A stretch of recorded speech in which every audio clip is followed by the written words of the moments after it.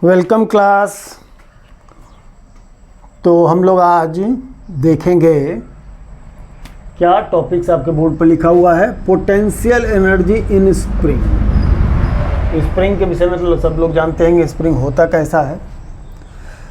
आप मान करके चलें कि एक स्मूथ सरफेस है, उस स्मूथ सरफेस पर एक ब्लॉक है। ब्लॉक जिस पोजीशन में रखा गया है, मान के चलिए कि वो अगर जीरो पोजीशन है, ब्लॉक जहाँ रखा हुआ है वो मान के चला जाए क्या कि जीरो पोजीशन है, और ये अटैच्ड है किससे? स्प्रिंग से। तो एक पहला स्टेट तो इसका ये हो सकता है। देन आफ्टर इसका एक स्टेट ये होगा कि आपको इस स्टेट से इसको हम लोगों ने स्ट्रेच कर दिया हो, है ना, स्ट्रेच कर दिया हो,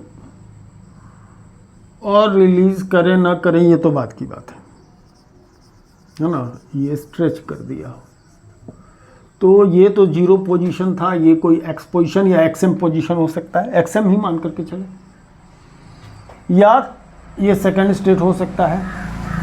थर्ड स्टेट ये होगा कि हम इसको कंप्रेस कर दिए हों इस ब्लॉक को। ये आपका जीरो पोजीशन है, ठीक है ना, जीरो पोजीशन है। जीरो पोजीशन से हमने इसको क्या किया हो? कंप्रेस कर दिया हो, कंप्रेस कर दिया हो। स्प्रिंग जाहिर सी बात, कंप्रेस स्प्रिंग जो है घना हो जाएगा, स्ट्रेच स्प्रिंग थोड़ा सा ये हो जाएगा। ये हो सकता है एक्सएम लेफ्ट साइड में जीरो पोजीशन। इधर साइड को पॉजिटिव निगेटिव ले सकते हैं, लेना है लीजिए, नहीं लेना है नहीं लीजिए, कोई बहुत ज़्यादा हार्ड एंड फास्ट रूल है नहीं। साइन कन्वेंशन को फॉलो कर सकते हैं, नहीं भी फॉलो कर सकते हैं, कॉन्सेप्ट फॉलो होना चाहिए है ना। चलिए, तो अब हम लोग को चर्चा किस बात पर करना है कि पोटेंशियल एनर्जी इन स्प्रिंग की बात अगर करते हैं तो सबसे पहले स्प्रिंग फोर्स क्या चीज़ है। तो जैसे ही कोई नॉर्मल शेप एंड साइज का स्प्रिंग होगा, अगर हम इसको कंप्रेस या स्ट्रेच करते हैं तो हम लोग देखेंगे क्या कि अगर स्प्रिंग है, इसको खींचते हैं बाहर की तरफ, है ना, स्प्रिंग को खींचते हैं बाहर की तरफ, तो बाहर की तरफ जैसे ही इसको खींचेंगे तो ये अंदर की तरफ आने की कोशिश करेगा। यानी कि जैसे ही फोर्स अप्लाई होगा इसको स्ट्रेच करने के लिए, तो स्प्रिंग के अंदर एक फोर्स डेवलप करेगा, जनरेट करेगा, जिसको अपन लोग कहेंगे स्प्रिंग फोर्स। जो हम अप्लाई कर रहे हैं उसको स्प्रिंग फोर्स नहीं कर रहे, वो तो अप्लाइड फोर्स है ना। स्प्रिंग जो अपने आप को ओरिजिनल शेप एंड साइज में रिगेन करने की कोशिश करेगा, जो उसकी अपनी इलास्टिक प्रॉपर्टी है स्प्रिंग की, उसके कारण जो अंदर की तरफ आने की कोशिश करेगा, जो रिस्टोरिंग फोर्स होगा, that is what spring force. तो ये चर्चा हम लोग अभी थोड़ा सा इसके बैकग्राउंड इसके लिए कर रहे हैं। तो स्प्रिंग फोर्स कहते हैं उसको जिसको नॉर्मली कोई भी इमेजिन कर सकता है। जब जिस किसी ने भी नॉर्मल स्टेट में कोई स्प्रिंग को खींचा या दबाने की कोशिश किया होगा, उसको पता होगा कि इस तरह का स्प्रिंग जो है सो क्या होता है? डेवलप होता है ना, डेवलप होता है। तो ऐसे सिचुएशन में हम लोग क्या करते हैं कि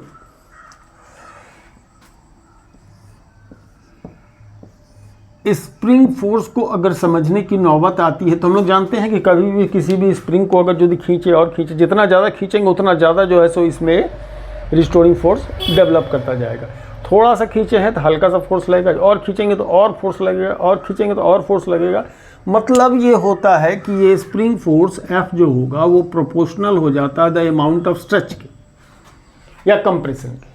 मतलब जितना ज़्यादा वो एक्सपेंड करेगा उतना बड़ा फोर्स डेवलप। एक हम इजीली एक्सपीरियंस कर सकते हैं कि अगर स्प्रिंग को बहुत एक लिमिट तक हम एक्सपेंड करने के बाद और एक्सपेंड नहीं कर पाएंगे, हम उतना फोर्स अप्लाई नहीं कर पाएंगे। उसी को अगर यदि किसी मशीन से स्ट्रेच करने की कोशिश की तो और ज़्यादा स्ट्रेच कर सकते हैं, करेक्ट है ना, स्ट्रेच कर सकते हैं।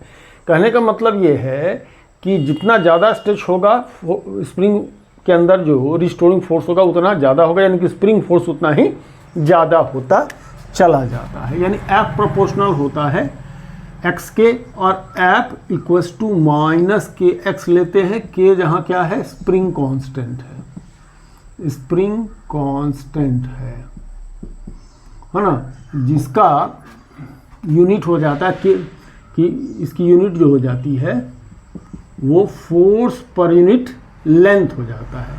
और फोर्स पर यूनिट लेंथ के हिसाब से सोचते हैं तो न्यूटन पर मीटर रहता है ना। न्यूटन पर मीटर इसकी यूनिट बनती है, करेक्ट। तो spring force is what? Force per unit length. Per unit length में कितना फोर्स डेवलप किया ये बताता है हमारा स्प्रिंग फोर्स। तो ये थोड़ी सी इसको पोटेंशियल एनर्जी की चर्चा करने से पहले ये चर्चा करना हमारा जरूरी था, इस वजह से हमने यहाँ इसको लिया है, ठीक है जी, है ना। इसलिए इस वजह से हमने लिया है।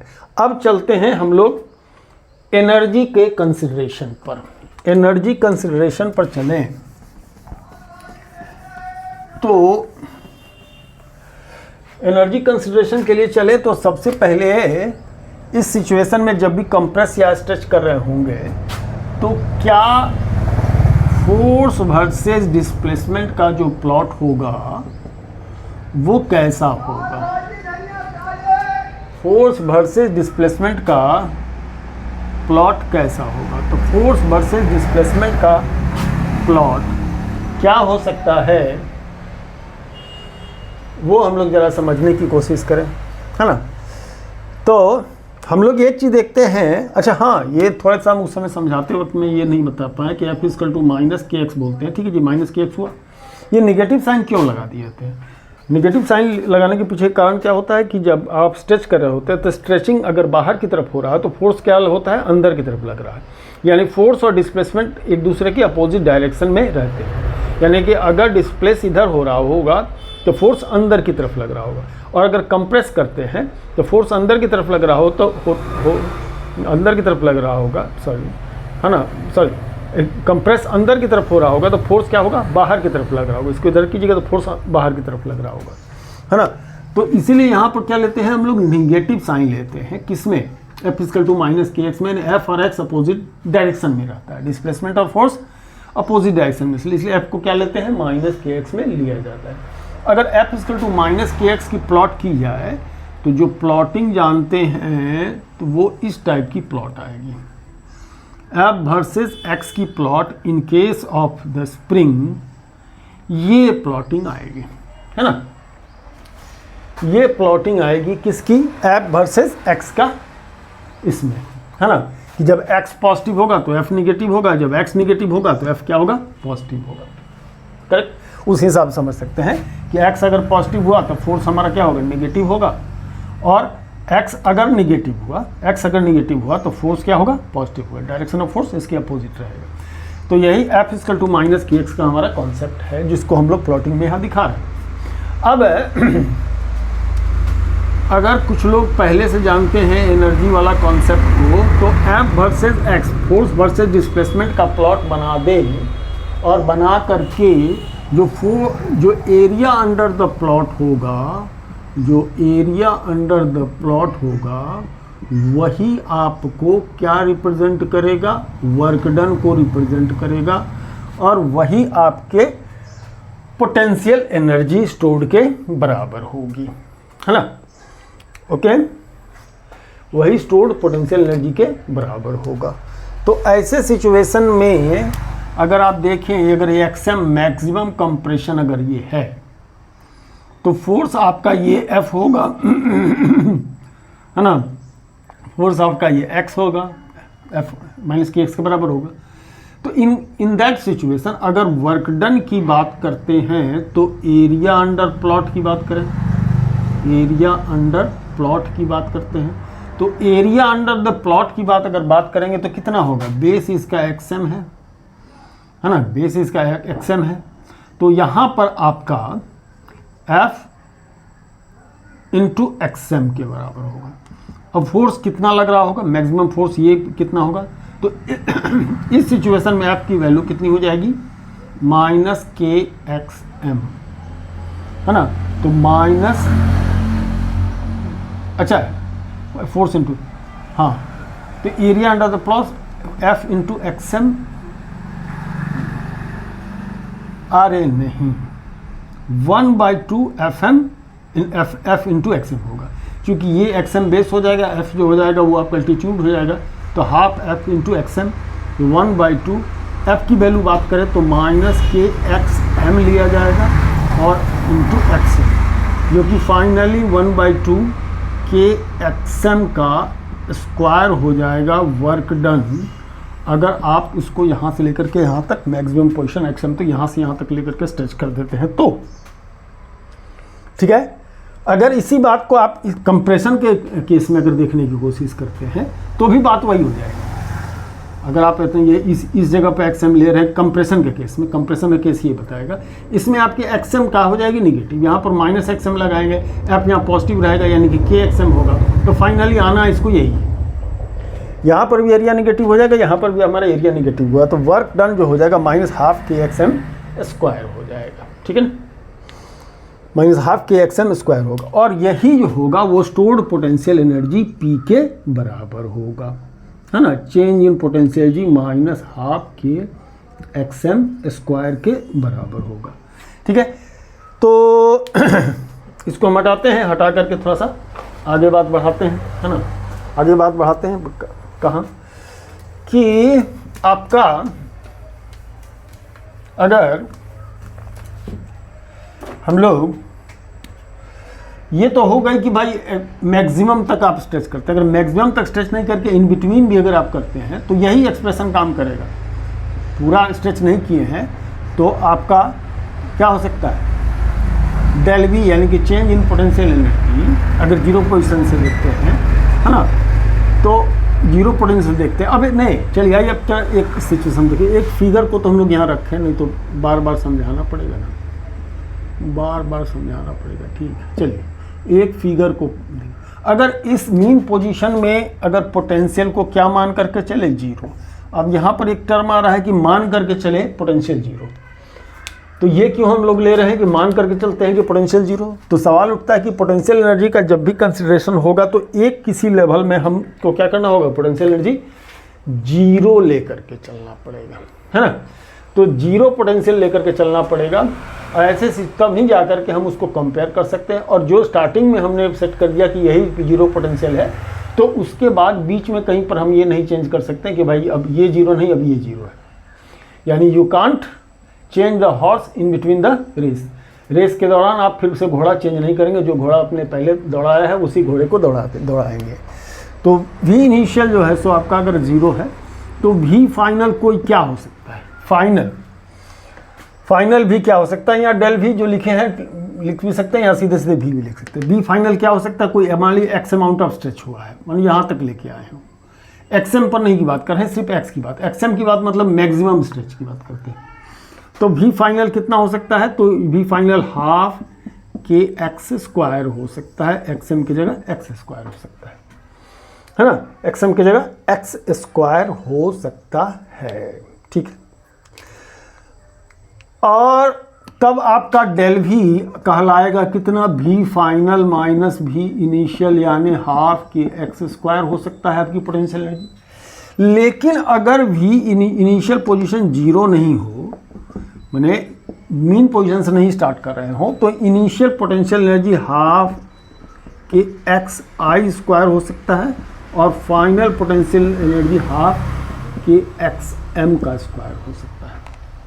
तब ऐसे सिचुएशन में जब हम डेल वी या चेंज इन पोटेंशियल एनर्जी की बात करेंगे तो भी फाइनल माइनस भी इनिशियल, जाहिर सी बात है सब कुछ करके देखिएगा तो ये एक्सप्रेशन आने वाला है, ठीक है। अब चलिए अब एक बात को देखें, एक बात को क्या देखें कि जैसे ही मान लीजिए आप एक्सएम पोजीशन से, मान लीजिए यहाँ तक एक्सएम पोजीशन सपोज डेट कि यहाँ रहा हो, यहाँ से इस ब्लॉक को छोड़ेंगे तो ये मीन पोजीशन पर जब आएगा तो जाहिर सी बात है हम पहले यहाँ पर फ्रिक्शन लेस इसको कंसीडर कर रहे हैं। क्या कंसीडर कर रहे हैं, फ्रिक्शन लेस कंसीडर कर रहे हैं। तो छोड़ेंगे तो यहाँ से आप ग्रेजुअली आएगा तो इसकी पोटेंशियल एनर्जी कम होती चली जाएगी, ग्रेजुअली क्या होगी, काइनेटिक एनर्जी बढ़ जाएगी। तो at X equal to zero अगर v इज द वेलोसिटी, अगर v क्या है, वेलोसिटी है, तो अगर v उसकी वेलोसिटी है तो काइनेटिक एनर्जी जो होगा वो हाफ एम वी स्क्वायर होगा, है ना, या मैक्सिमम का से V M is the velocity at zero, V M is the velocity, V M की बात करें मैक्सिमम वेलोसिटी, चूंकि मीन पोजीशन पर आकर ही वेलोसिटी उसकी वेलोसिटी तो यहाँ भी होगा, है ना। वेलोसिटी तो यहाँ भी होगा, बीच में भी जब चलेगा तो ग्रेजुअली जो स्पीड पकड़ेगा तो वेलोसिटी यहाँ होगा, लेकिन यहाँ पर आते आते इसकी मैक्सिमम स्पीड हो जाएगी, फिर इधर आके कंप्रेस हो जाएगा। तो ऐसे सिचुएशन में अगर हम लोग इसको कंपेयर करते हैं किस सिचुएशन से, इस सिचुएशन से, चूँकि इधर नहीं है ना, इस सिचुएशन से कंपेयर करते हैं। चूँकि एक्सट्रीम पोजीशन से हमने क्या किया, इसको रिलीज़ किया है, तो रिलीज़ किया है तो मीन पोजीशन तक आते आते जो इसकी स्पीड बनती है, तो ये कंप्लीटली जो पोटेंशियल एनर्जी है वो क्या होगा, काइनेटिक एनर्जी में चेंज हो जाएगा। तो क्या हो जाएगा, काइनेटिक एनर्जी में चेंज हो जाएगा, मैंने by conservation of principle of mechanical energy की बात करें, है ना। तो इन दैट सिचुएशन के इक्वल टू वी हो जाएगा, तो हाफ m का स्क्वायर इक्वल टू 1/2 के xm का स्क्वायर, हाफ हाफ कैंसिल हो जाएगा, यहाँ से निकालेंगे तो vm की वैल्यू √k/m xm होगा।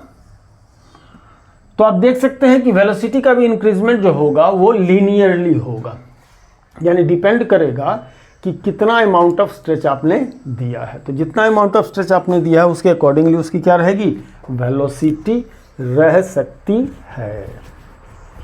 ओके,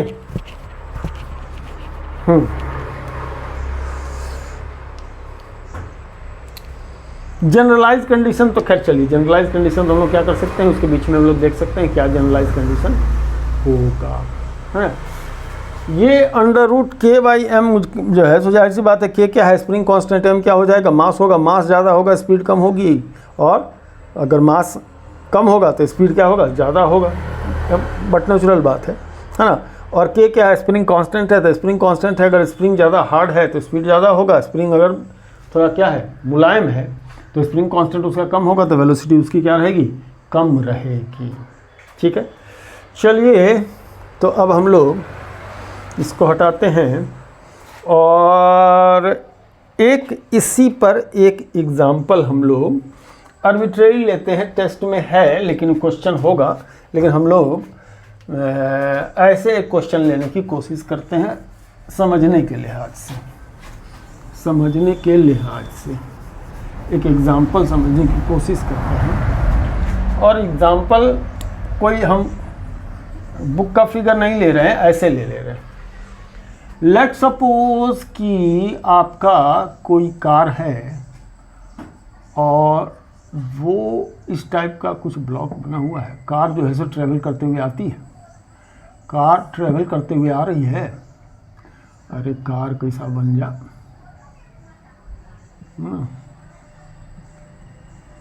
और इससे ये टकराती है, टकराने के बाद वो कंप्रेस हो जाती है, v वेलोसिटी से ट्रेवल करती है। ये सरफेस को हम मान के चल रहे हैं कैसा है, फ्रिक्शनलेस है, स्मूथ सरफेस है। कैसा सरफेस है, स्मूथ सरफेस है। आकर के टकराती है और टकराने के बाद कितना स्प्रिंग में कंप्रेशन आएगा, इसको अगर कैलकुलेट करना चाहते हैं तो हम लोग कुछ इसके मदद से कर सकते हैं। अब इसमें जाहिर सी बात टकराएगा तो कंप्रेस होकर के ऐसा कुछ हो करके, और तब कार आकर के क्या होगा, कार हमारा यहाँ आकर के रुकेगा, है ना। ये टेस्टिंग प्रोसेस में कार करके यहाँ क्या होगा, इसे टकराएगा, आकर के यहाँ रुक जाएगा। तो कितना कंप्रेस होगा अगर v वेलोसिटी से जा रहा है और ये ऐसा हो रहा हो तो, है ना।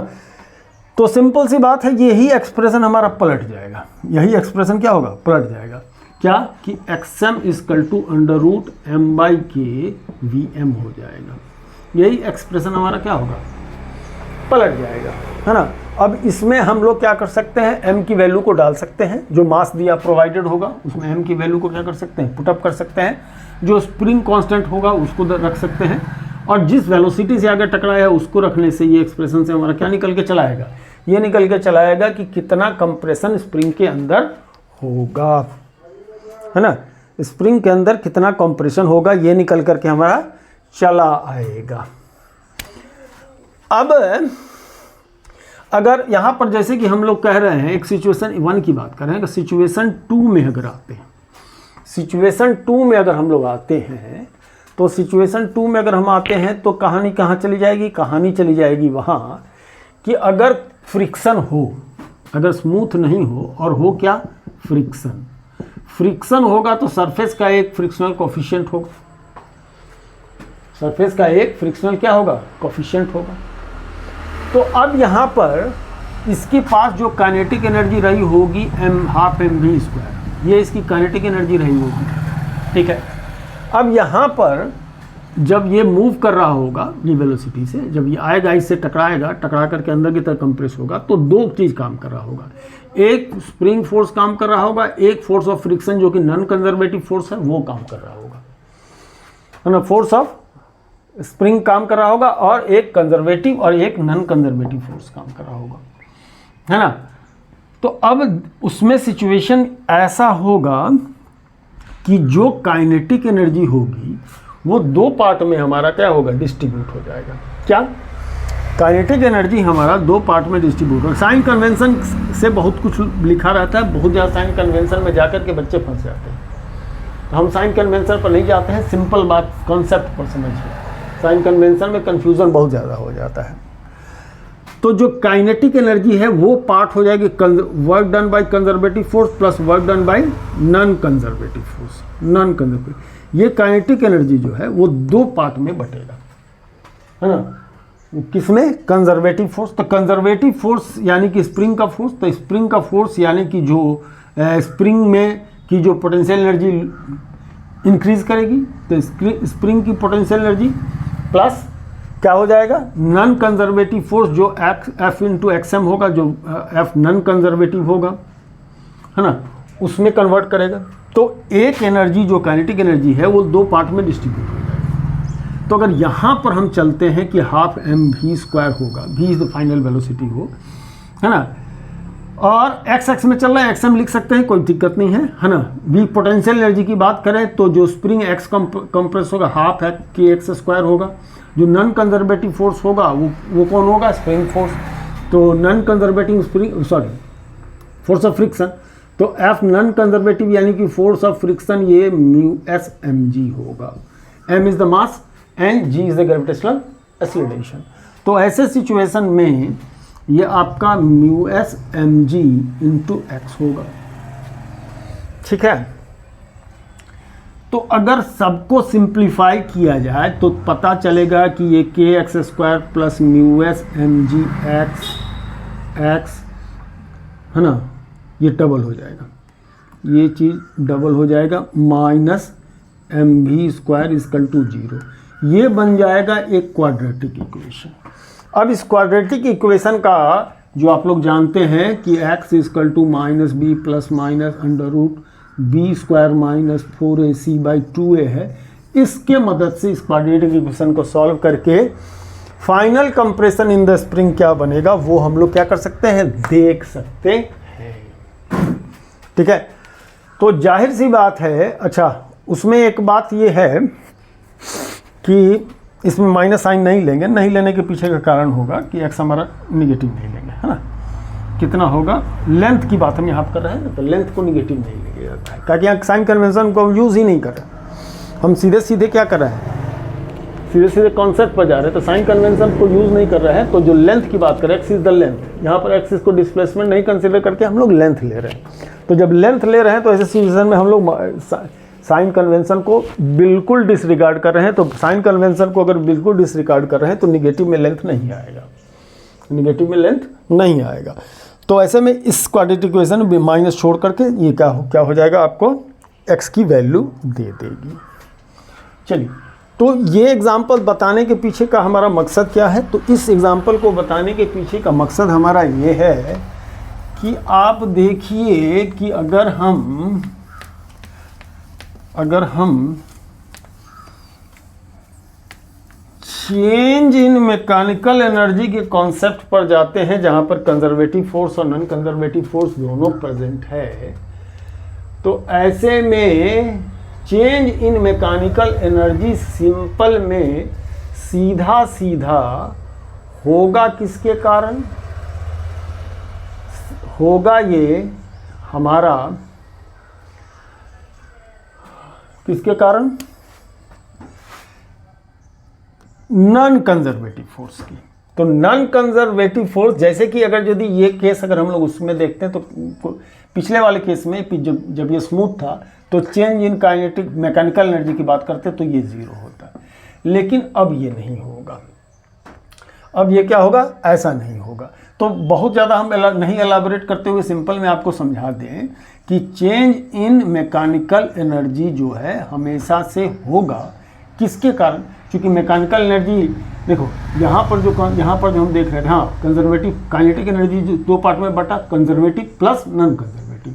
तो नॉन कंजर्वेटिव जो है वर्क जो है सो ये तो एक्स्ट्रा हो गया। अब जब इसके बाद इनका सम करेंगे आफ्टर कि कितना काइनेटिक एनर्जी था, कितना पोटेंशियल एनर्जी में बदला, तो जाहिर सी बात है कि डिफरेंस होगा। तो work done by non conservative जो होगा वो K माइनस WNC हो गया, यानी कि K not equal to WC। Work done by conservative force, spring के कारण जो फोर्स है ये जीरो नहीं होगा। K is not equal to WC, क्योंकि इस केस में जो काइनेटिक एनर्जी होगा कंप्लीटली हमारा क्या होगा, पोटेंशियल एनर्जी में, यानी कंजर्वेटिव वर्क में तो कन्वर्ट नहीं करेगा। अगर नहीं करेगा तो WNC इज नॉट जीरो, तो work done by the non conservative force is not zero. तो work done by non conservative force is not zero, यानी कहने का मतलब कहीं ना कहीं एनर्जी हमारा लूज कर जाएगा। तो चेंज इन मैकेनिकल एनर्जी ये work done by non conservative force रहेगा। अगर उतनी बात समझ में आ गई हो तो ठीक है, नहीं तो कम से कम इतनी जाने कि अगर किसी सिस्टम की मैकेनिकल एनर्जी में चेंज हो रही है sum total kinetic and potential मिला करके, तो कहीं ना कहीं जो एक्सटर्नल उसके पास जो नॉन कंजर्वेटिव फोर्स उस पर काम कर रहा है वो नॉन कंजर्वेटिव फोर्स ही उसके लिए क्या होगा, रिस्पॉन्सिबल होगा। ठीक है जी। तो चलिए, ये तो आज हम लोग देख रहे थे कि stored energy, potential energy in what, spring. इससे हम लोग जो है से conservative force and non conservative force के इन्फ्लुएंस में जो वर्क डन हो रहा है उस चीज़ को भी हम लोग देख रहे थे। कुछ एग्जाम्पल आपकी टेक्स्ट बुक में लगे हुए हैं, उनको आप फॉलो अप कर सकते हैं, उनसे आप इसको रेफर कर सकते हैं। चलिए, धन्यवाद।